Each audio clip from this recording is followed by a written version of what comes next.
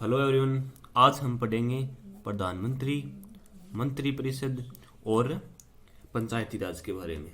इनके मैंने short notes तैयार किए हैं जो मैं यहाँ पे आपको बता रहा हूँ। देखिए, मैं पहले की पॉइंट से स्टार्ट करता हूँ कि जो पीएम यानी प्राइम मिनिस्टर की नियुक्ति कौन करता है, कि प्राइम मिनिस्टर को नियुक्त कौन करता है, वो करता है राष्ट्रपति। और वो कौन से एक्ट के अकॉर्डिंग करता है, वो करता है आर्टिकल 75 अनुच्छेद 75 के अकॉर्डिंग राष्ट्रपति प्रधानमंत्री को नियुक्त करता है। अब देखिए कि संघीय मंत्रिपरिषद का अध्यक्ष कौन होता है।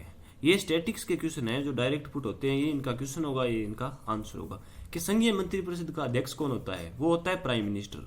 तो आपको पता होना चाहिए कि वर्तमान में संघीय मंत्रिपरिषद का अध्यक्ष कौन है। अब देखिए, अब आखिर नीति आयोग का अध्यक्ष कौन होता है। जिस प्रकार से संघीय मंत्रिपरिषद का अध्यक्ष प्राइम मिनिस्टर होता है, उसी प्रकार से नीति आयोग का अध्यक्ष भी कौन होता है, प्राइम मिनिस्टर होता है। यह भी आपको पता होना चाहिए कि अब नीति आयोग का अध्यक्ष कौन है।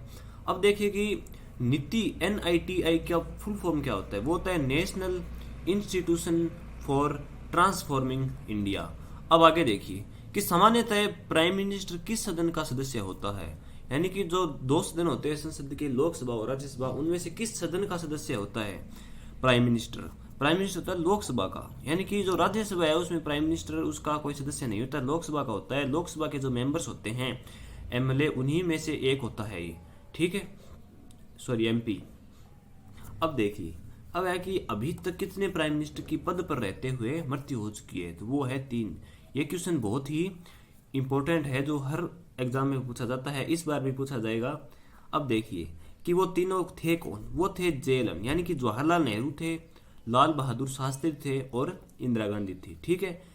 जो जवाहरलाल नेहरू थे उनकी स्वास्थ्य खराब होने के कारण मृत्यु हो गई थी, और जो लाल बहादुर शास्त्री थे उनकी जो मृत्यु है वो कुछ रहस्यमय कारणों के कारण हुई थी, उसका अभी तक पता नहीं चला है। और जो इंदिरा गांधी है उनको मार दिया गया था, यानी कि उनकी हत्या कर दी गई थी।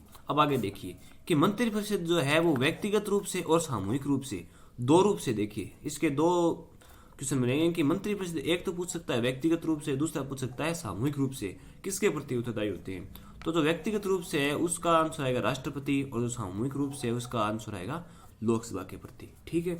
अब देखिए कि जो लोकसभा सदन का पहला घंटा, यानी कि जब भी लोकसभा का कोई सदन है, जैसे लोकसभा है, उसकी कोई भी बैठक हुई है, कोई भी बैठक हुई है, तो उसका जो पहला घंटा है, यानी कि जब वो बैठक शुरू हुई थी तो चलने के बाद 1 घंटे तक का टाइम, ठीक है, 1 घंटे का टाइम क्या कहलाता है, वो कहलाता है शून्यकाल, यानी कि 0 आवर, ठीक है। अब देखिए कि स्वतंत्र भारत का पहला मंत्रिपरिषद, यानी कि जब भारत आजाद हो गया था उसके बाद जो मंत्री बने थे उनमें जो प्रथम प्रथम कौन थे उनकी जिक्र है यहाँ पे। कि देखिए कि उसके बाद जो बनने वाली एकमात्र महिला जो मंत्री थी ना, वो थी अमृत कौर। अब देखिए कि पहला शिक्षा मंत्री कौन था, तो पहला शिक्षा मंत्री था मौलाना अब्दुल कलाम आजाद। पहले वित्त मंत्री कौन थे, वो थे RK शनमुखम शेट्टी।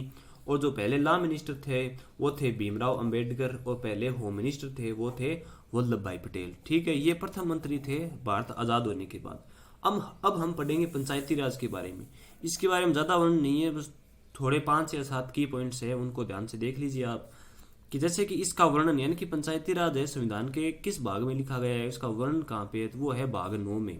ये 73वें संविधान संशोधन के अकॉर्डिंग संविधान में जोड़ दिया गया था। अब आगे देखिए कि भाग 9 क में क्या लिखा गया है। भाग 9 क में नगर पालिका के बारे में लिखा गया है, जो 74वें संविधान संशोधन के अकॉर्डिंग इसमें संविधान में जोड़ा गया था।